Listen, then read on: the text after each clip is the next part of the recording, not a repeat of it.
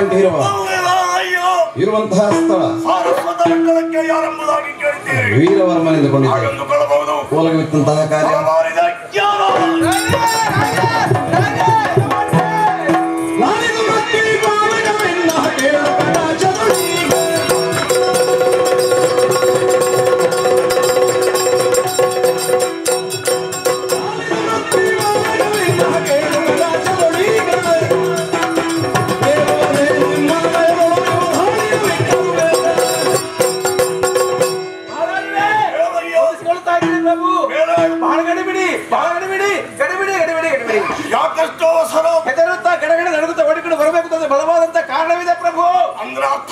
ವಿಶೇಷವಾದಂತ ವಿಚಿತ್ರವಾದಂತ ಒಂದು ದೃಶ್ಯವನ್ನು ಕಂಡು ನಾನು ಭಯಭೀತನಾಗಿದ್ದೇನೆ ಒಡೆಯ. ಅದು ಯಾವ ವಿಷಯ? ನಮ್ಮ ಪುರಕ್ಕೆ ಯಾವುದೋ ಒಂದು ಊರಿನ ಬಹುದೊಡ್ಡ ಒಂದು ಸೇನೆ ಬಂದಿದೆ.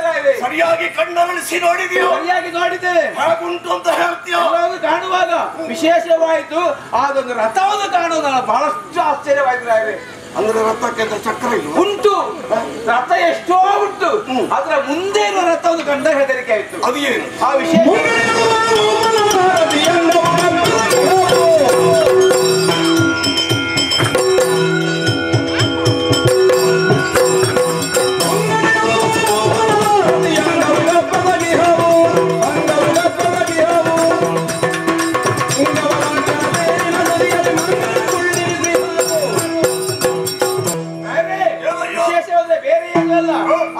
ರಥದಲ್ಲಿ ಮುಂದೆ ಒಬ್ಬ ಕುಳಿತುಕೊಂಡಿದ್ದಾನೆ. ಅವ ಕಪ್ಪು ಕಪ್ಪು ಕಪ್ಪು ಕಪ್ಪು ಕಪ್ಪು ಬರೇ ಕರಿಯರಾಗಿದೆ. ಮುಂದಿರುವವ ಕಪ್ಪಾಗಿ ಕಾಣುತ್ತ. ಹೌದು. ಹಿಂದೆ ಇರುವವ ಬೆಳ್ಳಗೆ ಇದೆ. ರಥ ಹೇಗುಂಟು? ರಥ ಅಂದ್ರೆ ಶೃಂಗಾರ ಮಾಡಿದೆ. ಮೇಲೆ ನೋಡುವಾಗ ಒಂದು ವಿಷಯವನ್ನು ಮಂಗ ಕೂತುಕೊಂಡಿದ್ದಾರೆ. ಮಂಗ? ಇದೆಲ್ಲ ವಿಶೇಷ. ಆ ಎಲ್ಲ ಸೇನೆ ಮುಂದೆ ಒಂದು ಶೃಂಗಾರ ಮಾಡಿದಂತ ವಿಶೇಷವಾದ ಒಂದು ತುರಗವು ಕೂಡ ಇದೆ. ತುರಗವೂ ಇದೆ? ಯಾವ ತುರಗ ಎಲ್ಲಿಂದ ಬಂತು ಅಂತ ಆಲೋಚನೆ ಮಾಡಿ. ಏನು ಗೊತ್ತಾಗಲಿಲ್ಲ. ಹೆದರಿ ಓಡಿಕೊಂಡು ಬಂದೆ ಹೇಳುವುದಕ್ಕೆ ಬೇಕಾಗಿ. ಒಳಗಿದ್ದು ಒಳಗಿದ್ದು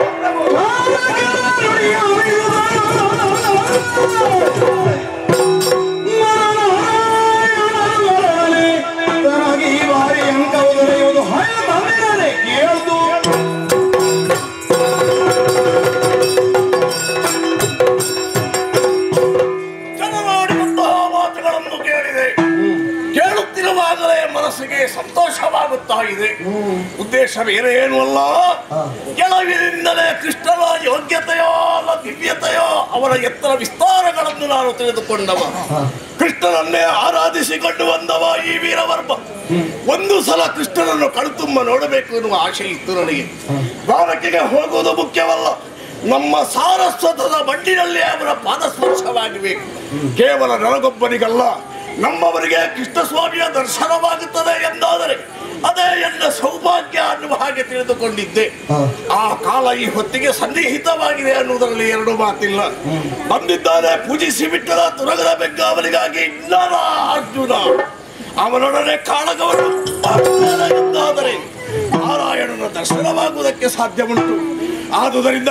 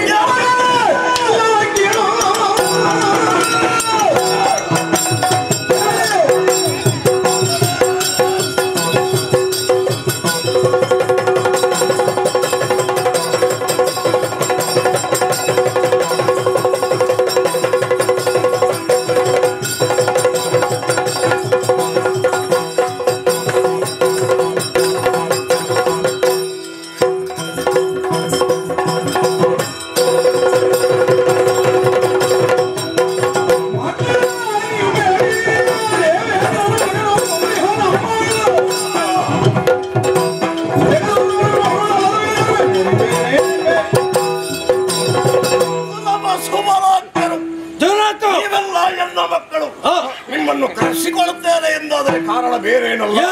ಪಾಂಡವರು ಅಶ್ವಮೇಧವನ್ನು ಕೈಗೊಂಡವರು ದಿಗ್ದೇಶವನ್ನು ಸಂಚರಿಸುತ್ತಾ ಕುದುರೆಯು ಈ ಹೊತ್ತಿಗೆ ನಮ್ಮ ಸಾರಸ್ವತ ಪಟ್ಟಣಕ್ಕೆ ಪ್ರವೇಶ ಮಾಡಿದೆ. ಬಂಧಿಸುವುದಕ್ಕೆ ಆದೇಶ ಕೊಟ್ಟವಳಿದ್ದಾನೆ. ತುರಗವನ್ನು ಬಿಡಿಸುವ ಆತುರ ಪಾರ್ಥನೆಗೆ ಮುಟ್ಟು ಎಂದಾದರೆ ನಾವು ವಿರೋಧಿಸಬೇಕಾಗುತ್ತದೆ. ಯುದ್ಧ ನಡೆಯುವ ಕಾಲಕ್ಕೆ ಸುಮ್ಮನಿರುವುದಕ್ಕೆ ಸಾಧ್ಯ ಇಲ್ಲ. ಕಟ್ಟಿ ಹೋರಾಡುವಂತೆ ಎಲ್ಲ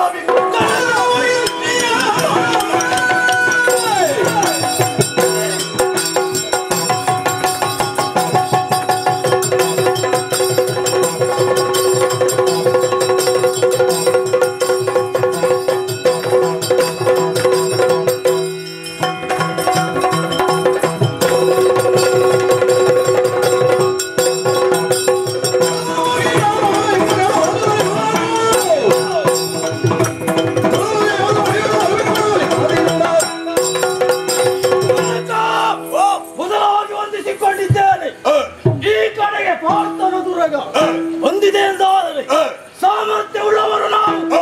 ಹೊಂದುವುದಕ್ಕೆ ಸಮರ್ಥರಾಗುವುದು ಹೋರಾಟಕ್ಕೆ ಸಿದ್ಧರು. ಚತುರಂಗ ಸೇರ ಸಿದ್ಧವಾಗಲಿ.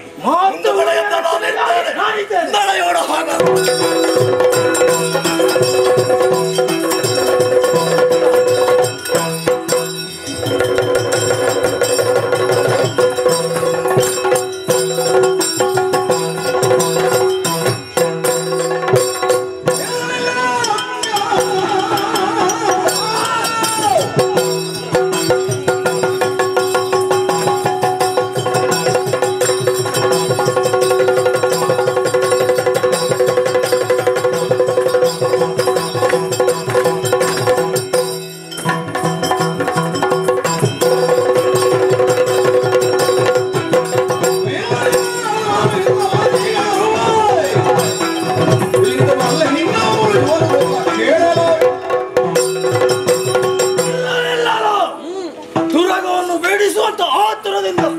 ನಮ್ಮ ಪುರದ ಕಡೆಗೆ ಬಂದಿದ್ದೇವೆ. ವೀರರಾದ ಕ್ಷತ್ರಿಯರು ನಾವಿದ್ದೇವೆ. ಈ ಮಾತೃಭೂಮಿಯ ರಕ್ಷಣೆಗೆ ನಮ್ಮ ಪ್ರಾಣವನ್ನೇ ಕೊಡುವುದಕ್ಕೆ ಮುಂದಾದವರು ನಾವಿದ್ದೇವೆ. ಇದರ ಆಸೆಯನ್ನು ಬಿಟ್ಟು ಹಿಂದೆ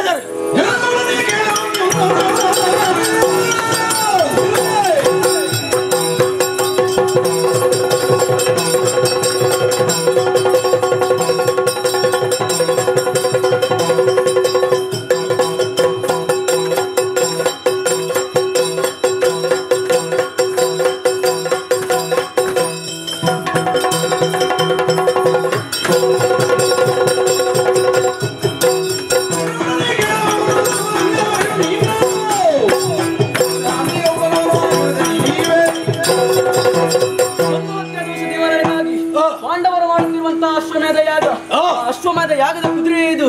ಅದನ್ನು ನೀವು ಬಂಧಿಸಿದ್ದೀರಿ. ಸಾಮದಿಂದ ಹೇಳ್ತಾ ಇದ್ದೇನೆ, ಅದನ್ನು ಬಿಟ್ಟುಕೊಡು, ಇಲ್ಲ ಇದ್ದರೆ ಸಾವು ಖಚಿತ.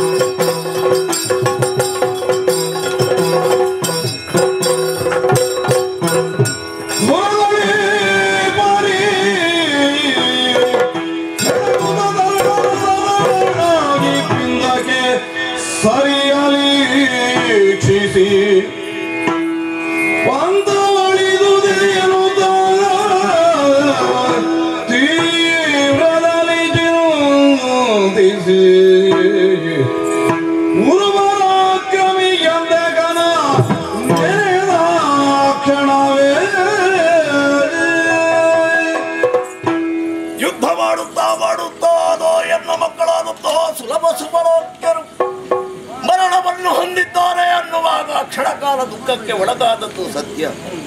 ಸಂಸಾರದಿಂದ ಕೊಂಡಿಯೆಂದು ಕಳಚಿಕೊಳ್ಳುವಾಗ ಮನುಷ್ಯತ್ವ ಇದ್ರೆ ಅದು ಸಹಜವಾಗಿಯೇ ಬರ್ತದೆ. ಆದರೆ ನನ್ನೊಡನೆ ಹೋರಾಡುವಂತಹ ಛಲವನ್ನು ಕಳೆದುಕೊಂಡವ ಈ ವೀರವರ್ಮನಲ್ಲ. ಹೇಗೆ ಹೋರಾಡಬೇಕು, ಯಾರ ಸಹಾಯವನ್ನು ಪಡೆಯಬೇಕು ಎಂಬುದನ್ನು ನಾನು ನಿರ್ಧರಿಸಿದ್ದೇನೆ.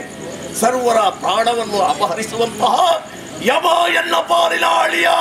ಆದುದರಿಂದಲೇ ಅವರನ್ನು ಸ್ಮರಿಸಿಕೊಳ್ಳುತ್ತೇನೆ ಯಮದೇವ.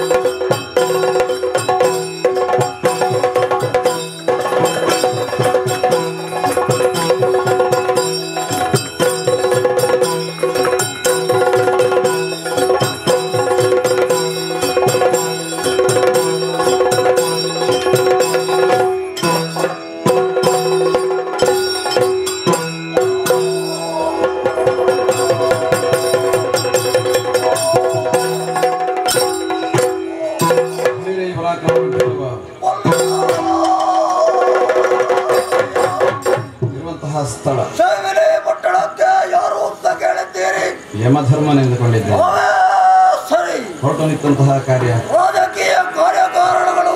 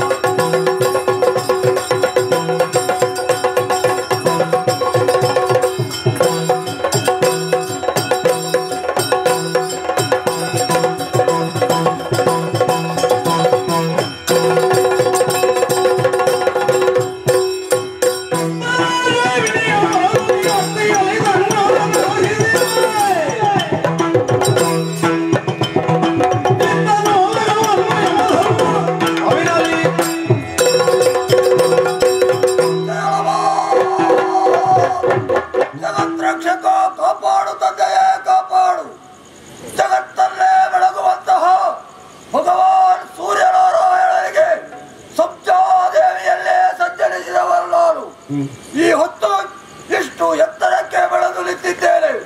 ಮೂರು ಮೂರ್ತಿಗಳ ಅನುಗ್ರಹ ವಿಶೇಷದಿಂದ ಚೈಬಿಲಿ ಪಟ್ಟಣದ ಅಧಿಕಾರಿಯಾಗಿದ್ದೇನೆ. ದಕ್ಷಿಣ ದಿಕ್ಕಿಗೆ ಒಡೆಯಲಾಗಿ ಲಯಕರ್ತೃವಾದಂತಹ ಹರವಿಗೆ ಸಹಕಾರಿ ದೇವತೆಯಾಗಿ ನಮ್ಮ ಶೈಬಿಲಿಯನ್ನು ಪರಿಪಾಲಿಸಿಕೊಂಡು ಬರುತ್ತಾ ಇದ್ದೇನೆ. ಭೂಮಿಯಲ್ಲಿ ಆಯಸ್ಸು ತೀರಿದಂತಹ ಜೀವರಾಶಿಗಳೆಲ್ಲ ಒಂದು ದಿನ ಅಳಿದು ಹೋಗುತ್ತದೆ. ಅಂತ ಆತ್ಮಗಳು ನಮ್ಮದಾದಂತಹ ಶೈವಿನೆಯನ್ನು ಬಂದು ಸೇರಿಕೊಳ್ಳುತ್ತದೆ. ಮತ್ತಂತ ಆತ್ಮಗಳ ಪಾಪ ಪುಣ್ಯಗಳ ವಿಮರ್ಶನೆಯನ್ನು ಮಾಡಿ ಪುಣ್ಯವಂತರೆಂದೆನಿಸಿದವರಿಗೆ ಸ್ವರ್ಗದಲ್ಲಿ ಯೋಗ್ಯ ಸ್ಥಾನಮಾನವನ್ನು ಒದಗಿಸುತ್ತೇನೆ. ಪಾಪಿಗಳೆಂದೆನಿಸಿದವರಿಗೆ ನರಕ ಲೋಕದ ಶಿಕ್ಷೆಯನ್ನು ಅನುಭವಿಸುವುದಕ್ಕೆ ಬಿಡುತ್ತಾ ಇದ್ದೇನೆ. ಇದು ಮೂರು ಮೂರ್ತಿಗಳ ಅನುಗ್ರಹದಿಂದ ನಾನು ಪಡೆದುಕೊಂಡವ. ಎಂದಿರಂತೆ ಎಂದು ಕೂಡ ನಮ್ಮದಾದಂತಹ ಕಾರ್ಯಭಾರವನ್ನೆಲ್ಲ ಮುಗಿಸಿ ವಿಶ್ರಾಂತಿ ಪಡೆಯಬೇಕು ಅಂತ ಆಲೋಚನೆ ಮಾಡಿದ್ದು.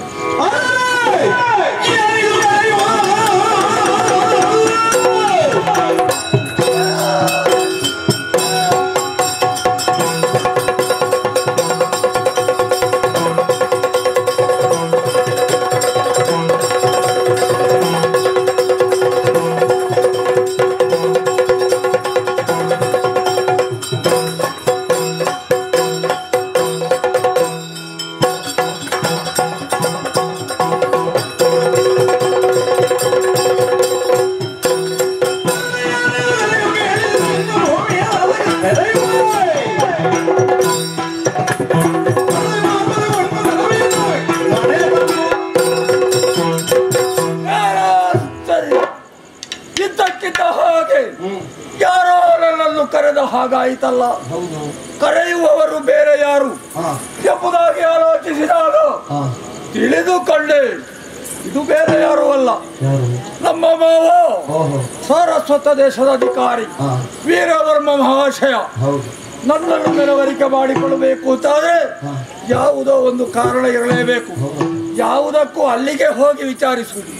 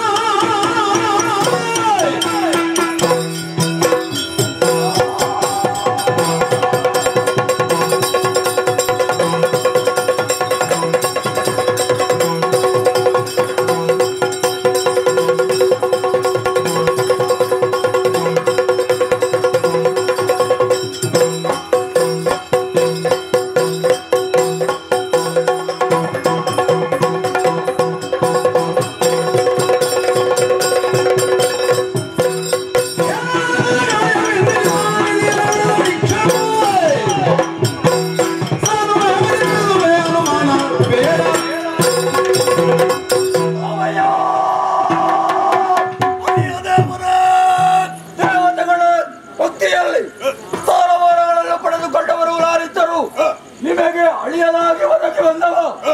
ಆದರೆ ಇಂದಿನ ದಿನದಲ್ಲಿ ಯಮಧರ್ಮ ಬಾಯೆಂಬ ಹಾಗೆ ಕರೆದಿರಲ್ಲ.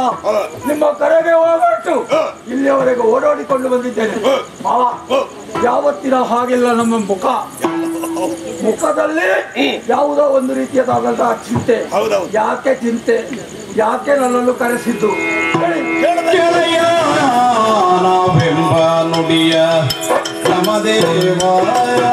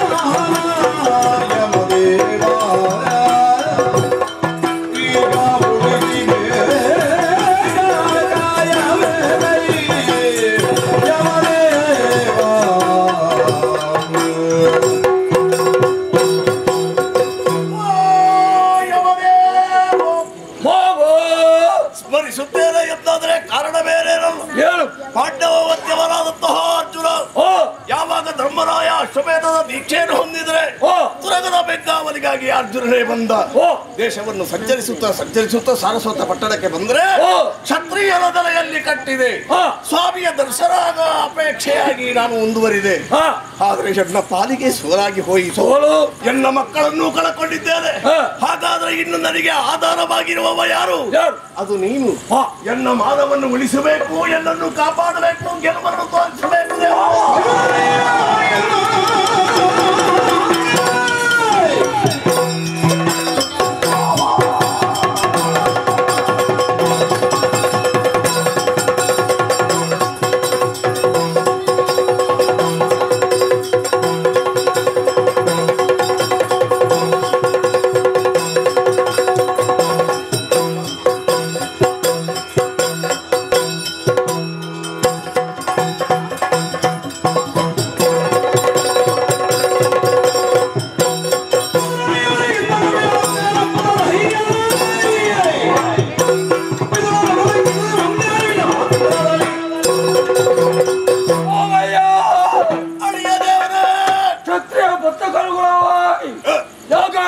ಬಂಧಿಸಿದ್ದೀರಿ. ಸುರಕ್ವೆಸಗುವುದಕ್ಕಾಗಿ ಹೋದಂತಹ ನಿಮ್ಮ ಮಕ್ಕಳೆಲ್ಲರನ್ನು ಕಳೆದುಕೊಂಡಿದ್ದೀರಾ. ಈ ಕಾಲಕ್ಕೆ ಚಿಂತೆ ಎಂಬುದು ಸಹಜವೇ. ನಾನಿದ್ದೇನಲ್ಲ, ಅಳಿಯಲಾಗಿ ಬೆಳೆಯುತ್ತೆ. ಆಯ್ತು, ಅಪ್ಪಣೆ ಕೊಡ್ಲಿಕ್ಕಿಲ್ಲ, ನೀವು ಹೊರಟಾಯ್ತು. ಆಯ್ತಾ, ಸಂತೋಷ ಆಯ್ತು. ನೀವು ಸ್ವಲ್ಪ ನೆಮ್ಮದಿಯಿಂದ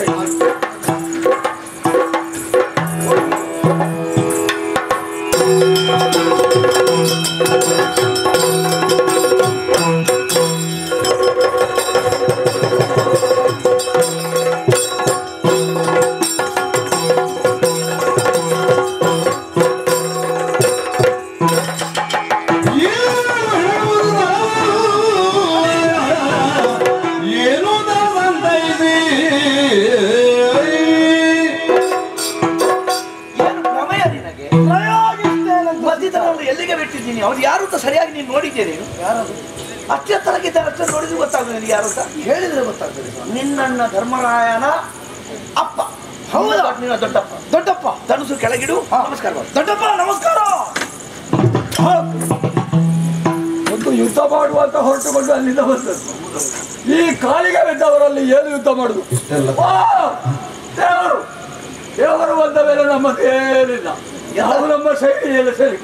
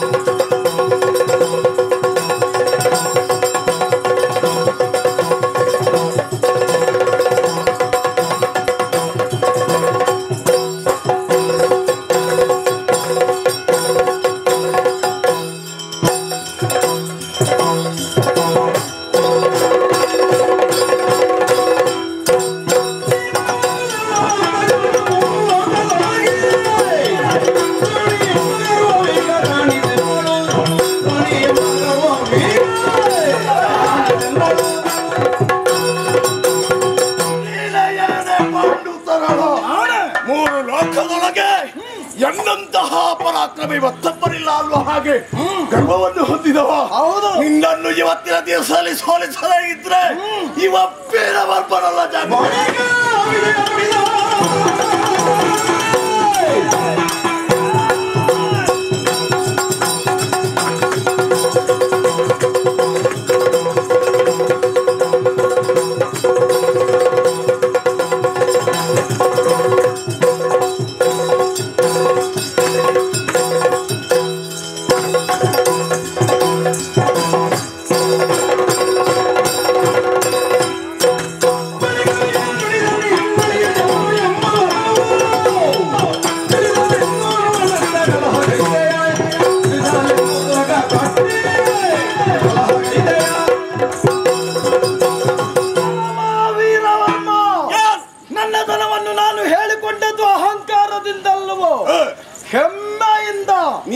ಹೇಳಿದ್ದನ್ನು ನಾನು ಕೇಳಿದ್ದಲ್ಲ. ಅಪರಿಮಿತವಾದ ವಿಜಯವನ್ನು ಸಾಧಿಸಿದ ವಿಜಯನ ಮುಂದೆ ಮರ್ಮಲೆತು ನಿಂತೆಯ. ಹೌದೌದು. ದಾಹಕ್ಕೆ ಬಂದೆಯಾನೋ? ನಿನ್ನನ್ನು ಗೆಲ್ಲುವುದಕ್ಕೆ ಬಂದಿದ್ದ. ಬಾ ನೋಡೋಣ.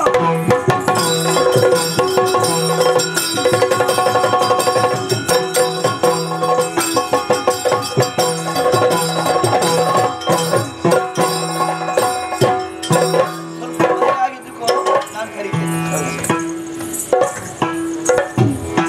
ಆಂಜನೇಯ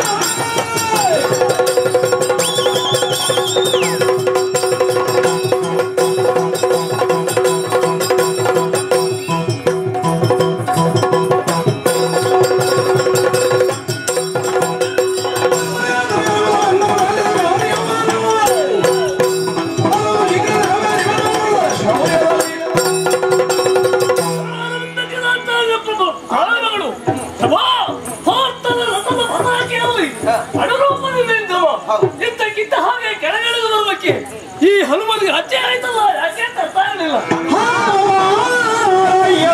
ಮುಖ್ಯ ಪ್ರಾಣ ಪುತ್ರನಾಗ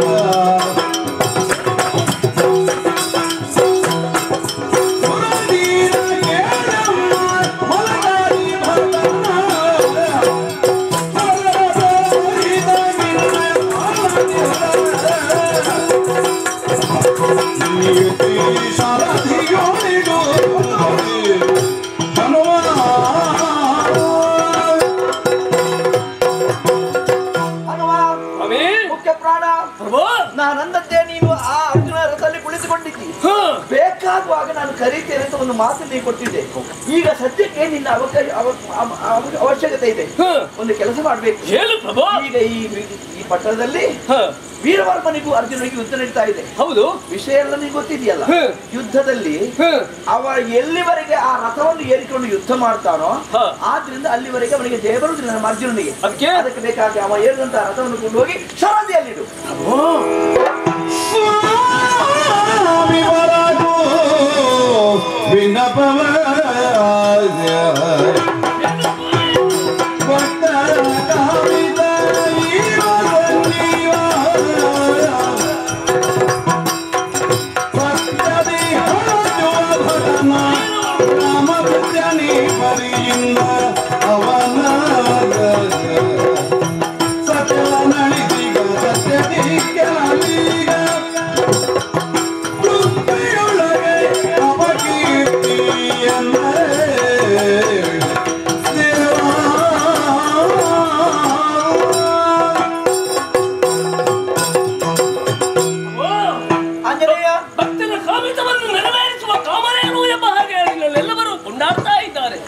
ಇದು ದ್ವಾಪರಾಯುಗ. ಈ ದ್ವಾಪರಾಯುಗದಲ್ಲಿ ಸಾರಸ್ವತ ಪುರವನ್ನು ವೀರವರ್ಮ ಸೊತ್ತನ್ನು ಮಾಡಿ ಆಡ್ತಾ ಇದ್ದಾನೆ. ಯಾವುದೇ ಕಳಂಕರಹಿತನಾಗಿದ್ದಾನವ. ಮಾತ್ರವೇ ಅಲ್ಲ, ಪರಮ ವ್ಯಕ್ತವಾಗಿರುವ ವೀರವರ್ಮ ನಿಮ್ಮ ಭಕ್ತನಾಗಿದ್ದಾನೆ. ಇಂದಿನ ದಿನದಲ್ಲಿ ಅವನ ರಥವನ್ನು ನಾನು ಸರದಿ ಮಧ್ಯಕ್ಕೆ ಎಸೆದಾದ್ರೆ ಅದು ಅಪರಾಧವಾಗಲಿಕ್ಕಿಲ್ವೇ? ತಪ್ಪು ಒಪ್ಪುಗಳ ಪ್ರಜ್ಞೆ ನಿನಗೆ ಬೇಕಾಗಿಲ್ಲ.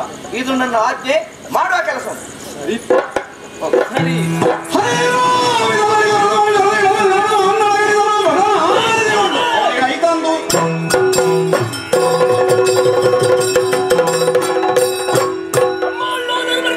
ಗೋಪಾಲಕೃಷ್ಣ ಸ್ವಾಮಿ ಎಂದು ಹನುಮಂತನಿಗೆ ಹತ್ಯೆ ಮಾಡಿದ್ದಾರೆ ಎಂಬಾಗಿದ್ರೆ ಅದು ನನ್ನ ಪರಮ ಕರ್ತವ್ಯ, ಶಿರೋಧಾರೆ ಎಂಬ ಹಾಗೆ ಸ್ವೀಕರಿಸಿದ್ದೇನೆ.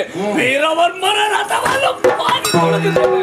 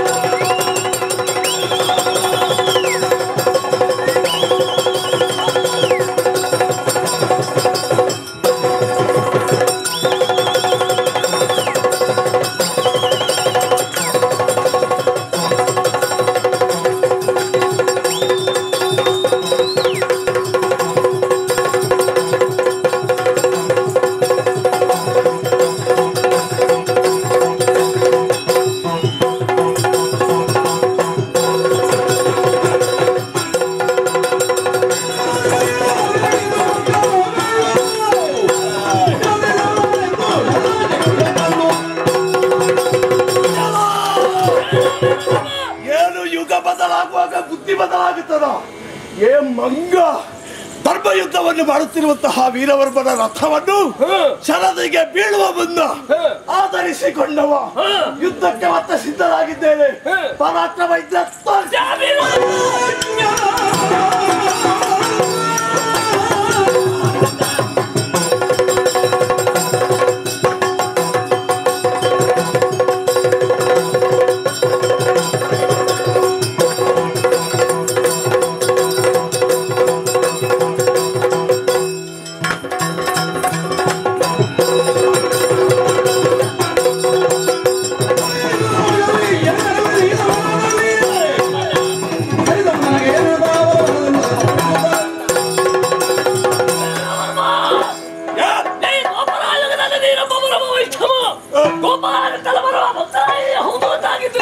ಪಾಂಡವರು ಮಾಡುವ ಯಾಗಕ್ಕೆ ಸಹಕಾರಿಯಾಗಬೇಕಾಗಿತ್ತು. ಮತ್ತೆ ಕುದುರೆಯನ್ನು ಕಟ್ಟಿದೆ ಪಾಂಡವರು ಆ ಭಾರತದ ಯುದ್ಧಕ್ಕೆ ಸಿದ್ಧರಾದೆ.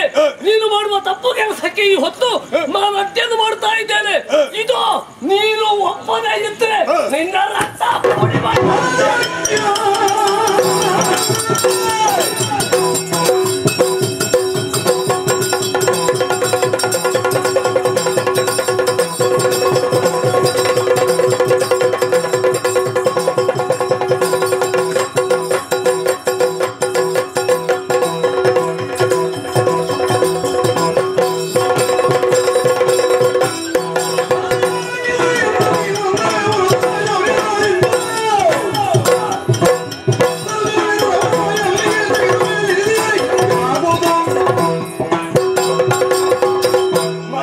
ಮರಕ್ಕೆ ಹಾರುವ ಮಂಗ ರಥದಲ್ಲಿ ಕುಳಿತುಕೊಂಡಿದ್ದಂತೆ.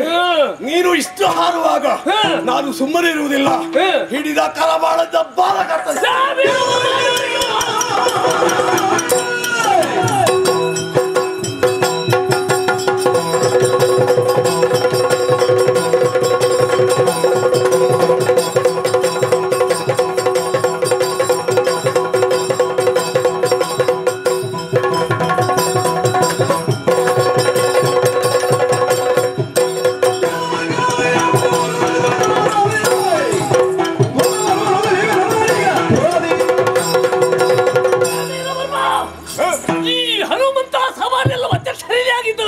ನಿನ್ನ ರಥವನ್ನು ಏಕಲವೇ ಮಧ್ಯಕ್ಕೆ ಎಸೆ ಇದ್ದೇನೆ. ವಜ್ರಮೂರ್ತಿಯ ಪ್ರಹಾರ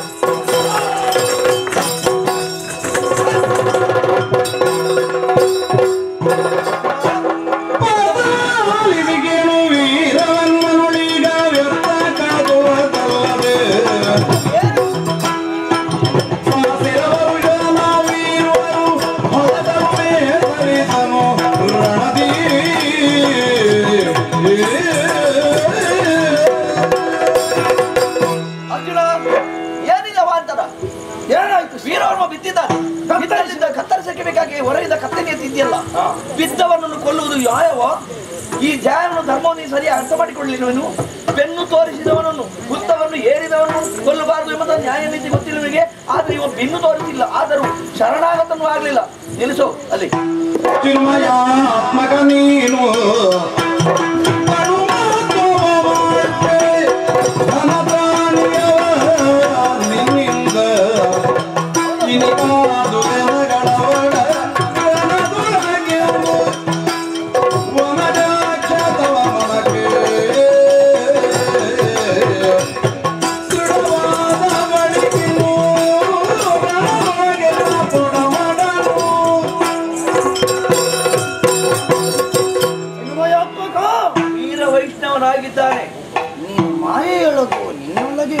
ಹರಿಭಕ್ತನಾಗಿದ್ದಾನೆ. ಒಂದು ನನಗೆ ಅರ್ಥವಾಗುವುದಿಲ್ಲ. ಏನು? ಅಣುವನ್ನು ಮಹತ್ತನ್ನಾಗಿಸುತ್ತಿ, ಮಹತ್ತನ್ನು ಅಣುವನ್ನಾಗಿಸುತ್ತಿ. ಸಾಯಬೇಕು ಅಂತ ಅವಸಿದ್ಧನಾದ್ರೆ ಕೊಲ್ಲುವುದಕ್ಕೆ ನಾನು ಮುಂದಾದ್ರೆ ಅವನ ಕಾಲುದರಿಗೆ ತಾಗಿದ್ದಾಯಿತಿಯಲ್ಲ. ನನಗೊಂದು ಅರ್ಥವಾಗುವುದಿಲ್ಲ. ನೀನು ಗಣತ್ರಾಣಿಯೋ ಅವನು ಗಣತ್ರಾಣಿಯೋ ಯಾರು ನಿತ್ರಾಣಿಯೋ ಒಂದು ಯಾರು ನಿದ್ರಾಣಿಗಳೆಲ್ಲ ಸ್ವಲ್ಪ ತಡಿ, ಅವನೇನು ಹೇಳ್ತಾನೆ.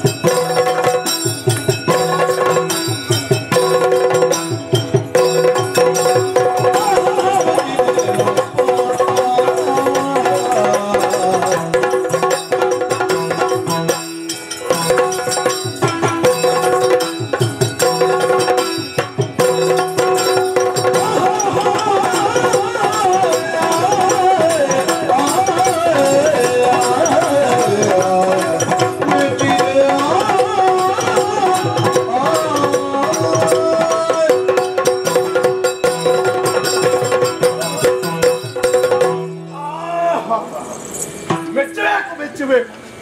ಲೋಕದಲ್ಲಿ ನಿನಗೆ ಹಲವಾರು ಹೆಸರು, ಭಾಗ್ಯವಿಧಾತೆಯಾದ ಕುಂತಿಗ ಮಗ ನೀನು. ಸಾಲದೇ ಇದ್ದದಕ್ಕೆ ನಿನ್ನ ಅಣ್ಣ ಧರ್ಮಮೂರ್ತಿ. ಆದರೆ ಸ್ವಾರ್ಥ, ಒಂದು ಒಳಗಿಂದ ಒಳಗಿರುವ ಮಾತ್ಸರ್ಯ ಎಷ್ಟು ಅನ್ನೋದಕ್ಕೆ ಸಾಕ್ಷಿಯಾಗಿ ಈ ಹೊತ್ತು ನಿನ್ನ ಗುಣ, ನಿನ್ನ ನಡೆಗಳಿಗೆ ಗೊತ್ತಾಯಿತು. ಏನು ಮೆಚ್ಚಬೇಕು ನಿನ್ನ ಇಂಥ ಬುದ್ಧಿ. ನಿನ್ನ ಮೆಚ್ಚುಗೆ ಆಗ್ಲಿಕ್ಕೆ ಹೇಳ್ತಾರೆ ಎಲ್ಲರೂ. ಮಹಾಪರಾಕ್ರಮಿ ಅರ್ಜುನಾದ್ಯ ಹೇಳಿದ್ರೆ ಶುದ್ಧ ಪುತ್ಥಳಿ. ಹೌದು, ನೀನು ಶುದ್ಧ ಪುತ್ಥಳಿ ಅಲ್ಲ, ಇದು ಶುದ್ಧ ಕಿತ್ತಾಳೆ. ಎಂತದೆ ಇಲ್ಲದೇ ಇದ್ರೆ ಆ ಭಗವಂತನ ಪಾದ ಸ್ಪರ್ಶ ಎನ್ನ ದೇಹಕ್ಕಾಗುವ ಸಮಯ ಕೆಳಗೆ ಬಿದ್ದದ್ದು ಹೌದು, ಆಧರಿಸುತ್ತೇನೆ ಅನ್ನುವಷ್ಟರಲ್ಲಿಯೇ ಕತ್ತಿ ಎತ್ತಿದೆಯಲ್ಲ, ಅಷ್ಟೇ ನಿನ್ನ ಪ್ರಭಾವ. ಇದಕ್ಕಿಂತ ಮೊದಲು ಮಾಡಿ ಅಷ್ಟೇ ಹೆಸರು ಪಡೆದಾದರೆ ನಿನ್ನಲ್ಲಿ ಎಲ್ಲ ಮಾತಾಡಬೇಕಾದ್ರು. ನನ್ನ ಮಾತಿನ ಸಂಕಲ್ಪವೇ ಪಾಂಡವ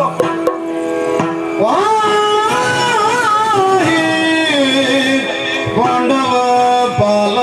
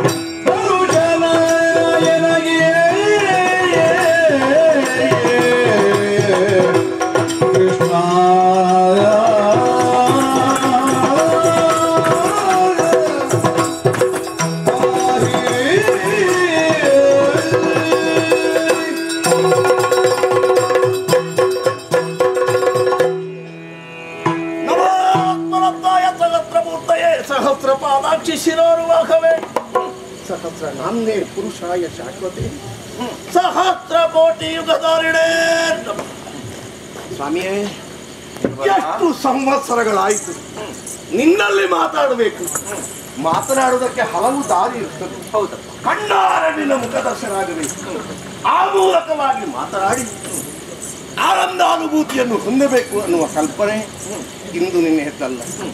ಆದುದರಿಂದಲೇ ಬದುಕಿನಲ್ಲಿ ಮೃತವನ್ನು ಹೊಂದಿದವ ವೀರವಲ್ಲಿ ಈ ಕಾಲಕ್ಕೆ ಆ ಅರ್ಜುನನ ಬೆಂಗಾವಲಿಗಾಗಿ ಅಲ್ಲ ಬೆಂಗಳೆಯಿಂದ ಸಾರಥಿಯಾಗಿ ಅನ್ನುವ ಹಾಗೆ ನೀನು ಬಂದಿಯಲ್ಲ.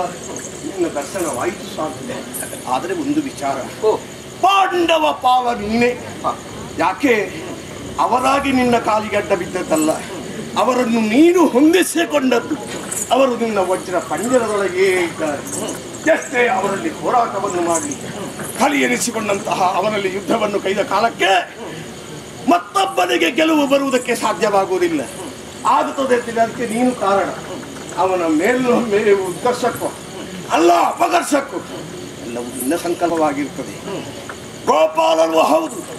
ಗೋ ಅಂತ ಹೇಳಿದ್ರೆ ಭೂಮಿ, ಗೋ ಅಂತ ಹೇಳಿದ್ರೆ ಧರ್ಮ, ಗೋ ಅಂತ ಹೇಳಿದ್ರೆ ಧೇನು. ಮೂರನ್ನು ರಕ್ಷಿಸುತ್ತಿ ಅಂತೇಳಿ ಆದರೆ ಅಲ್ಲಿಗೆ ಧರ್ಮ ಆಧರಿಸಲ್ಪಡುತ್ತದೆ ಅನ್ನುವುದೇ ಸತ್ಯ. ಬಗೆ ಬಗೆಯ ಅವತಾರವನ್ನು ಕಳೆಯುತ್ತಿ 8ನೇ ಅವತಾರ ಕೃಷ್ಣಸ್ವಾಮಿಯದ್ದು ಎಂಬುದನ್ನು ಹಿರಿಯರಿಂದ ಕೇಳಿ ಬಂದೆ. ದೇವರ ದರ್ಶನವಾದ ಮೇಲೆ ನನಗಿದರಲ್ಲಿ ಸುಖ ಉಂಟು, ತೃಪ್ತಿ ಉಂಟು. ಮತ್ತೊಂದು ವರ, ಬೇರೆ ಏನಲ್ಲ. ಏನಪ್ಪ? ಒಂದೆಡೆಯಲ್ಲಿ ನೀನು, ಇನ್ನೆಡೆಯಲ್ಲಿ ನರ. ಯಾವಾಗ ಈ ಭೂಮಿಯನ್ನು ಕಾಲಿಡುತ್ತಾರೋ ಅಲ್ಲಿಗೆ ವೀರವರ್ಮನ ಬದುಕು ಮುಗಿಯಿತು ಅಂತ ಲೆಕ್ಕ. ಇದು ನನಗೆ ವರ. ಈ ಹೊತ್ತಿಗೆ ನಿಮ್ಮನ್ನು ಕಾಣುವುದರ ಮೂಲಕವಾಗಿ ನನ್ನ ದೇಹ ಅಳಿಯುತ್ತದೆ ಅಂತೇಳಿ ಆದರೂ ಉಳಿದವರು ಹೇಳಿಯಾರು ದೇವರ ದರ್ಶನಕ್ಕೊಂದು ದಾರಿ ಮಾಡಿಕೊಟ್ಟಿಬಿಟ್ಟು ನಮ್ಮ ಪ್ರಭುಗಳು ಅಂತೇಳಿ. ಹಾಗಿರುವಾಗ ಧನ್ಯತೆಯನ್ನು ಹೊಂದಿದ್ದೇನೆ. ನಮ್ಮನ್ನು ಅನುಗ್ರಹಿಸಬೇಕು. ಜೊತೆಗೆ ನಿನ್ನ ನಿರ್ದೇಶನವನ್ನು ಕೇಳುವುದಕ್ಕೆ ಮುಂದುವರಿ. ವೀರವರ್ಮ, ಶಕ್ತಿ ಮತ್ತು ಯುಕ್ತಿ ಇದು ಎರಡೂ ಬೇಕಾಗ್ತದೆ. ಅದು ಒಂದು ಗಾಡಿಯ ಚಕ್ರದ ಹಾಗೆ ಒಂದರ ಹಿಂದೆ ಮತ್ತೊಂದು ತಿರುಗುತ್ತಾ ಇರ್ತದೆ. ಇದನ್ನು ಸಮಾನತೆಯಿಂದ ಯಾರು ನೋಡಿಕೊಂಡು ಬರ್ತಾನೋ ಅವನೇ ಒಬ್ಬ ವೀರ ಯೋಧನಾಗಿರ್ತಾನೆ, ಅವನೇ ಸದ್ಭಕ್ತನಾಗಿರ್ತಾನೆ. ದೇಶವನ್ನು ಆಳುತ್ತಾ ದೇವರ ಭಕ್ತಿಯನ್ನು ಮಾಡುತ್ತಾ ದೇವರನ್ನು ಕಾಣುವಂತಹ ಉದ್ದೇಶ ಇಟ್ಟುಕೊಂಡು ಇಲ್ಲಿ ಬಂದಿದ್ದೆ. ಹಾಗಿದೆ ಕೃಷ್ಣನಿಲ್ಲದೆ ಈ ಅರ್ಜುನ ಏನು ಮಾಡುವುದಿಲ್ಲ, ಏನು ಆಗುವುದಿಲ್ಲ ಎಂಬುದು ಸತ್ಯವೇ ಇದೆ. ಅವ ಹೇಳಿಕೊಳ್ಳಿರ್ಬೋದು, ಕೃಷ್ಣ ಒಬ್ಬ ಒಟ್ಟಿಗೆ ಇದ್ರೆ ನಾನು ಏನ್ ಬೇಕಾದ್ರೂ ಮಾಡ್ತೇನೆ. ಯಾಕೆಂತ ಕೃಷ್ಣ ಒಟ್ಟಿಗೆ ಇದ್ರೂ ಅವನಿಂದ ಏನು ಮಾಡುವುದಕ್ಕಾಗುದಿಲ್ಲ. ಆಗಿದ್ರೆ ಏನು, ಭಗವಂತನು ಭಕ್ತರನ್ನು ಕಾಪಾಡ್ತಾನೆ, ಇದು ಸತ್ಯದ ವಿಷಯ. ಹಾಗಾಗಿ ದಕ್ಷಿಣಾಪ್ರಾಂತ್ಯಲ್ಲಿರುವಂತಹ ಸದ್ಭಕ್ತನ್ನು ಕಾಪಾಡುವಂತ ಉದ್ದೇಶದಿಂದ ಈ ಕುದುರೆ ನಪೆಯಿಂದಲಾಗಿ ನಾವು ಇಲ್ಲಿವರೆಗೆ ಬಂದಿದ್ದೇವೆ. ಕುದುರೆ ಎಂಬುದು ಯಜ್ಞಾಶವಾಗಿದೆ. ಆ ಯಜ್ಞವು ಪೂರ್ತಿ ಆಗದೆ ಹೋದ್ರೆ ಅದು ನಿಜವಾಗಿ ಅದು ಕೆಟ್ಟು ಹೋಗ್ತದೆ. ವೀರ ವೈಷ್ಣವ ಯಾರು ಅಂತ ಕೇಳಿದ್ರೆ ಒಂದು ಹೆಸರು ಖಂಡಿತ ಒಂದೇ ಬರ್ತದೆ. ಆದ್ದರಿಂದಲಾಗಿ ಧರ್ಮರಾಯನ ಮಾಡಿದಂತಹ ಸತ್ಕರ್ಮಕ್ಕೆ ನಿನ್ನ ಸಹಕಾರ ಬೇಕು. ಅರ್ಜುನನಿಗೂ ನೀನು ಸಹಕಾರ ನೀಡುವುದು ಮಾತ್ರವಲ್ಲ, ಕಪ್ಪ ಕಾಣಿಕೆಯನ್ನು ಕೊಟ್ಟು ಇನ್ನು ಮುಂದೆ ಹೋಗುವಂತಹ ಈ ಕಾರ್ಯಕ್ರಮಕ್ಕೆ ನೀನು ಭಾಗಿಯಾಗಬೇಕು ಅಂತ ನಮ್ಮ ಸಂಕಲ್ಪ. ಇರುವಷ್ಟು ದಿವಸ ನಿನ್ನ ನಿರ್ದೇಶನದೊಂದಿಗೆ ಪಾಂಡವರ ಜೊತೆಗಾರರಾಗಿ ಹಾಗೆಯೇ ಬರ್ತೇನೆ ಸ್ವಾಮಿ. ಕಾಣಿಕೆಗಳನ್ನು ಯೋಗೇಶ್ವರನ ಆಶೀರ್ವಾದ ಖಂಡಿತ ಇದೆ. ಜಯ ಜಯ ಜಯ ಜಯ ಗೋಪಾಲ ಕೃಷ್ಣ. ಅರ್ಜುನ, ಸ್ವಲ್ಪ ಒಂದು ಆಲಿಂಗನ ಮಾಡಿಕೊಡು. ಮಿತ್ರತ್ವ ಇದೆ. ಸ್ವಲ್ಪ ಹೆಚ್ಚಾಯಿತು ನಾನು ಮಾತಾಡಬೇಕು. ಇಲ್ಲಪ್ಪ, ದ್ವೇಷ ಅಂತ ಭಾವಿಸಬೇಡ. ದ್ವೇಷವೇ ಒಂದು ರೀತಿಯ ವಿಷ ಬೇಡ ನಮಗೆ. ಪರಸ್ಪರ ನಾವು ಸ್ನೇಹಿತರಾಗೋಣ, ಕೈ ಜೋಡಿಸೋಣ. ಆ ಮೂಲಕವಾಗಿ ಧರೆಯಲ್ಲಿ ಧರ್ಮವನ್ನು ಉಳಿಸುವುದಕ್ಕೆ ನಾವು ಸದಸ್ಯರಾಗಿ ಈ ಕೃಷ್ಣಮೂರ್ತಿಯ ಇದರಲ್ಲಿ ಟೊಂಕ ಕಟ್ಟಿ ನಿಲ್ಲೋಣ. ಕೃಷ್ಣನೊಂದಿಗೆ ಪರಿಸರದಲ್ಲಿರುವ ಎಲ್ಲ ದೇವರು. ಹಾಗಾದ್ರೆ ಒಂದು ಮಂಗಳನ್ನು ಮಾಡಬೇಕು. ವೀರವರ್ಮ, ಅರ್ಜುನ, ವರ್ಷವೇದ ಕುದುರೆಯನ್ನು ಮುಂದಿಟ್ಟುಕೊಂಡು ನಾವು ಬಂದಿದ್ದೇವೆ. ಹಲವಾರು ದೇಶಗಳು ಸೇರಿದ್ದೇವೆ. ಸುದ್ದನ್ನ ಕಾಳಗ ಮುಗಿದೋಯ್ತು, ಹಾಗೆ ವೀರವರ್ಮನ ಕಾಳು ಮುಗಿದೋಯ್ತು, ಚಂಪಕವಲ್ಲಿ ಹೋಗಿದ್ದೀರಾ? ಎಲ್ಲವೂ ಹೋಗಿದ್ದೇವೆ. ಎಲ್ಲಾ ದೇಶದಲ್ಲಿಯೂ ಒಂದು ಗಳಿಗೆಯಲ್ಲಿ ನಮಗೆ ವಿರೋಧ ಕಂಡ್ರು, ಮತ್ತೊಂದು ಕಡೆಯಲ್ಲಿ ಭಕ್ತರಾಗಿ ನಮ್ಮ ಜೊತೆಯಲ್ಲಿ ಬಂದಿದ್ದಾರೆ. ಅವರಿಗೆ ಮುಕ್ತಿಯನ್ನು ಮೋಕ್ಷವನ್ನು ನಾವು ಕೊಟ್ಟಿದ್ದೇವೆ. ಈ ಸತ್ಕರ್ಮವು ಲೋಕಲ್ಲಿ ನಡೀತಾ ಇರಬೇಕು. ಈ ಸತ್ಕರ್ಮವು ಎಲ್ಲಿ ನಡೆಯದೆ ಎಲ್ಲಿಯಾದ್ರೂ ಅವಯವ ಆಗಿ ಹೋಗ್ತದೋ ಅಲ್ಲಿ ಯಾವುದು ಅತಿವೃತ್ತಿ ಅನಾವೃತ್ತಿ ಎಂಬಂತಹ ಗಂಡಾಂತರಗಳು ಬರುತ್ತದೆ. ಅದಕ್ಕೆ ನಾವು ಅವಕಾಶ ಮಾಡಿಕೊಡಬಾರದು. ಆದ್ರೆ ಭಗವತ್ ಕೃಪೆಯಿಂದ ಮೊದಲಾಗಿ ಮಾಡಿದಂತ ಕೆಲಸಗಳು ಪೂರ್ತಿಯಾಗಿದೆ. ಹಾಗೆ ಸುಧನ್ವ ಕಾಳಗ, ವೀರೋರ್ಮ ಕಾಳಗ ಇದು ಲೋಕಕ್ಕೆ ಮಾನ್ಯವಾಗಲಿ, ಈ ಕತೆ ಲೋಕದಲ್ಲಿ ಕೇಳುವಂತಾಗಲಿ. ಯಾರು ಕೇಳ್ತಾರೋ, ಯಾರು ಕೇಳಿಸ್ತಾರ, ಯಾರು ನೋಡ್ತಾರ, ಯಾರು ಹಾಡ್ತಾರ, ಯಾರು ಹಾಡಿತಾರೋ ಅವರಿಗೆಲ್ಲರೂ ನಾವು ನಂಬಿಕೊಂಡಂತಹ ಶ್ರೀ ಗೋಪಾಲಕೃಷ್ಣ ಸ್ವಾಮಿಯು ಪರಮ ಪೂಜ್ಯ ಗುರುಗಳ ಪೂರ್ಣಾಶೀರ್ವಾದ ಆಗಲಿ ಅಂತ ಹೇಳುತ್ತಾ ಕತೆಗೆ ಮಂಗಳ ಮಾಡುತ್ತಾ ನಾಳೆ ಕಾರ್ಯಕ್ರಮಕ್ಕೆ ಆಹ್ವಾನಿಸಿ.